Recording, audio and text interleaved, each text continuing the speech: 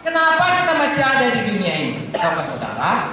Karena pada waktu kita diciptakan Tuhan pada Kejadian 1, 26 sampai 28 segambar dengan Tuhan. Mulia. Nah, Tuhan itu mulia. Itu sebabnya pada waktu manusia berdosa, Roma 3:23 berkata, semua manusia sudah berdosa dan kehilangan kemuliaan Tuhan. Begitu berdosa, hilang kemuliaan. Sampai mereka terkejut, saya kok telanjang begitu. Tadinya tidak. Itu sebabnya kadang-kadang saudaraku, kalau orang-orang belum selamat dan lain sebagainya, dia sangat conscious itu. Ya, padahal sebenarnya kita ini ada kemuliaan Tuhan yang memancar dari kita. Ya, paling tidak yang tahu itu adalah setan. Ya, kita jalan dia tahu ini anak Tuhan.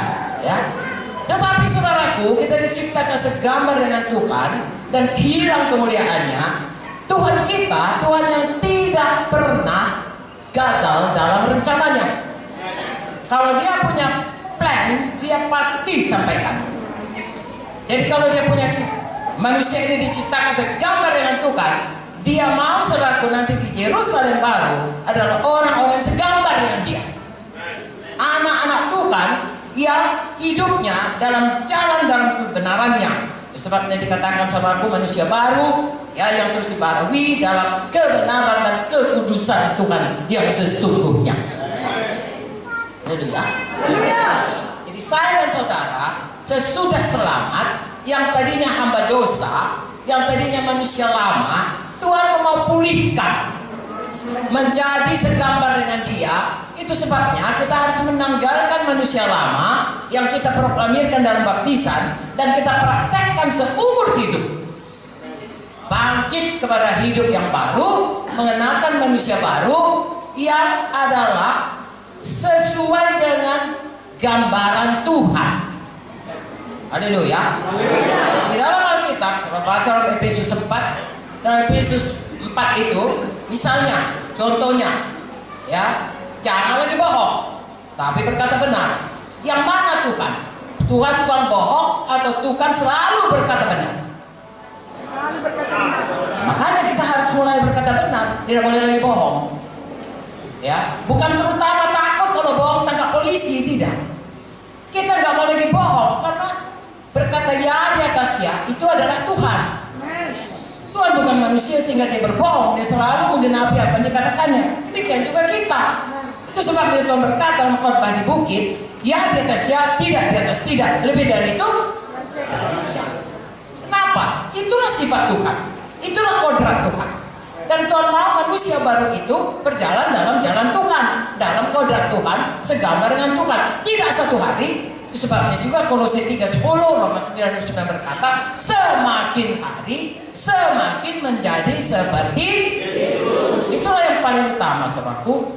Ya, sehingga orang di dunia ini dia nggak tahu baca Alkitab ini, tidak semua punya kesempatan baca. Dan kalaupun baca, kalau dia belum lahir baru, tidak hidup firman Tuhan itu. Tetapi orang dunia ini yang tidak bisa berjalan melihat yang tidak kelihatan, hanya melihat yang kelihatan. Lihat sayang, dia hanya melihat hidup saudara, hidup saya. Kalau hidup saya dan hidup saudara mencerminkan karakter Tuhan, gambaran Tuhan, dia tahu, oh rupanya begitu orang Kristen, Tuhannya itu baik, Tuhannya itu patut, aku pun mau ikut Tuhannya itu.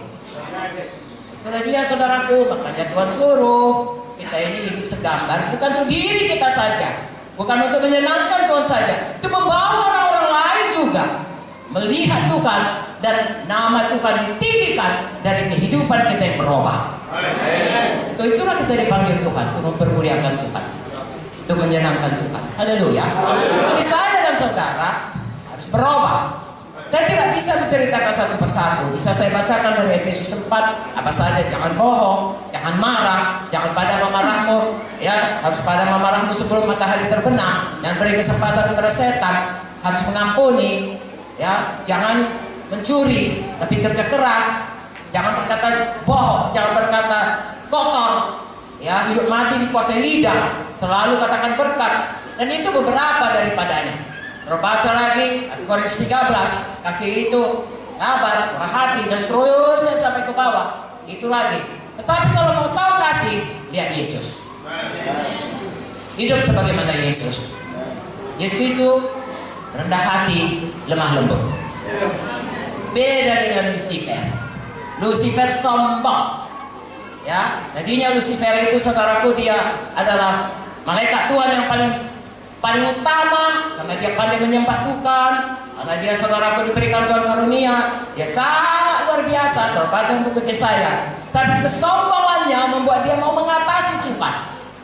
Dan itulah yang ditawarkannya kepada Adam dan Hawa. Kau makan, nanti kau seperti Tuhan. Karena dia duluan begitu. Lalu ditipunya manusia ini. Jangan mau ditipunya. Mari hidup seperti Yesus. Jangan seperti musuh kita. Inti daripada semua dosa adalah kesombongan. Kesombongan adalah tidak bergantung kepada Tuhan. Bergantung kepada kekuatan kita, kepada kepintaran kita, kepada hikmat manusiawi kita, kepada kesehatan kita, kepada uang kita, kepada kedudukan. Nah, itu Tuhan berkata dalam buku Yeremia, terkutuk. Tuhan mau kita ini seperti Yesus, taat, tunduk kepada Bapaknya, percaya kepada Bapaknya, bahkan taat sampai mati di kayu salib. Tapi Tuhan memberikan kepadanya nama di atas nama. Bapak sangat mempermuliakan anaknya. Bapak sangat berkenan kepada Tuhan Yesus. Biarlah Tuhan juga berkenan kepada kita dengan terus menerus hidup baru di dalam Tuhan. Saudara dan saya bisa melihatnya itu tiap hari dan menguji diri kita. Adakah kita berubah tiap hari? Panduannya firman Tuhan. Ya, saya dulu misalnya, saya pemarah. Dalam arti kata, kalau orang, saya tidak mau ganggu orang, tapi saya jangan diganggu orang. Menurut saya itu filsafat yang baik. Tetapi sesudah saya baca Alkitab, saya baharui pikiran saya ganti ya hidup saya menjadi orang mengampuni semua orang, bahkan berdoa bagi orang yang menganiaya kita, memberkati orang yang memfitnah kita, dan seterusnya.